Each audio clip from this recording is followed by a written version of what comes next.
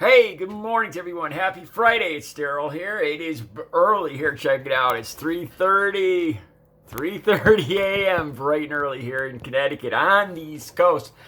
I like this better. I got a little more light here. Let me know what you guys think. All right.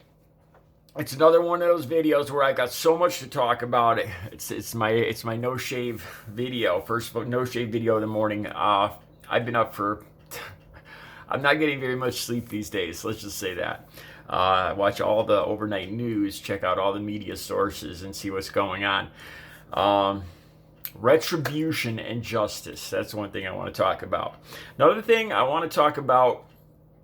I started to see as soon as this whole thing happened with the Capitol takeover Wednesday, even as it was ending, I saw a lot of Trump supporters already denying reality. Already saying, I was already reading stuff about busloads of the AF coming in. It wasn't us. We wouldn't do that. Trump supporters, we don't do that. We don't, those were other people making us look bad. I was already hearing that, and I was like, no, you got to be kidding me. More denial of reality. But here's the beautiful thing that I'm seeing this morning. These people are being identified. The guy with the horns, the guy on Pelosi's desk, the guy taking the podium, stealing the podium and waving like an idiot. Yeah, he's been identified. His hometown, his wife, who's a doctor. I got to say this. The Air Force veteran, the woman, I don't know her name, and to be honest with you, I don't really care. To me, I'm going to say this. This is my feelings and my opinion, and I don't know how it's going to land, but I have no pity for that person who lost their life. She was a domestic, I got to be careful with the words I used. She was breaking into the Senate floor chambers, and it cost her. I have no pity, or I don't, none at all for that Air Force veteran that lost her life in the Capitol takeover. All right, so these people are being identified, fast and furious.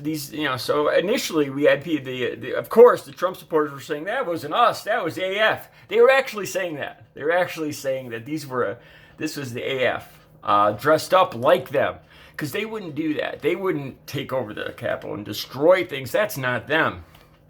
Yeah. Except for now, those people, those same Trump supporters, put their faces all over social media. Most of them have been identified. And you can go back to their Facebook accounts, and they describe about being all excited about going to the Capitol. They've provided every bit of evidence for themselves to be identified. For the ones not in custody, they're being watched by the FBI right now. Let me say this. There's two that stick out. That guy with the horns. If that's not a vision of hell and Satan, I don't know what is.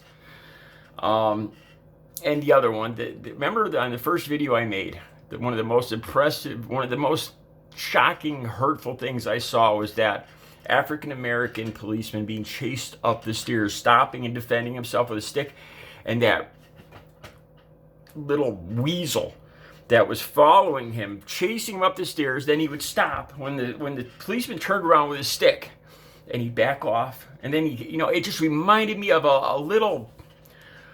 When I used to get chased by, I remember getting chased on my paper route by these little mixed breed dogs. And when I turned around, they'd run and cower. And then they'd try to nip at my ankles when I turned back and kept on my paper route. That's what that guy reminds me of. A little. All right. So anyway, so these guys, yeah, that whole bit about it wasn't us, it was AF. Yeah, it's not going to work. Your faces are all over social media. And with that, all of your comments and your pro-Trump nonsense and your Q nonsense is all over social media. So that stuff about, it's not us, it's AF, yeah, that's not going to float. And that is such a relief, because I am so tired of this non-reality I love the fact that Josh Hawley lost his book deal now. Simon and Schuster said they can't support this Josh Hawley. He's the first guy that the senator stood up and said he would protest the electoral count. Things aren't going so well for him either right now. I think America is angry at what these people did to the Capitol. Okay, this brings me to the Trump's overnight video. And why a video? Because he's been banned from social media. I'm not sure about Twitter, but Facebook has banned Donald Trump, banned him. Zuckerberg has banned him from Facebook until at least the inauguration, because Trump is dangerous to this country. It's good to see Republicans, Democrats, and sane Americans coming together, appalled at what transpired. For the last 2 months, we've had a man who's just given up his responsibility of defending this country and pretty much attacked it. The 25th Amendment is totally in line with what needs to happen. Besides for tweeting, golfing, and inciting situations like this, that's all he does. He's given up his job as president. So overnight, I was kind of shocked. Overnight, he issues a video saying that, pretty much admitting defeat for the very first time. Saying that the next, there will be a peaceful, he's going to work for, it's amazing. You see him finally give in. After they took away all of his social media, after after all this, you see him finally admit. I think he says something that he doesn't agree with the outcome, but something along those lines. But he says there will be a peaceful transition to Biden. Well, here's the thing. Trump notoriously is, unstable and flip-flops completely from day to day. So what he's going to say tomorrow, who knows? And this is exactly why we can't have this guy in charge of the country, in charge of the button, his finger on the button. All right, so this is the best part of this video, where he says that those are the people that he encouraged, not even 24 hours earlier or 36 hours earlier. The people that he encouraged are criminals. They're not patriots. His words, Trump's words, he turns on his own supporters. This is his MO, guys. And finally, the last people he turns on is his supporters.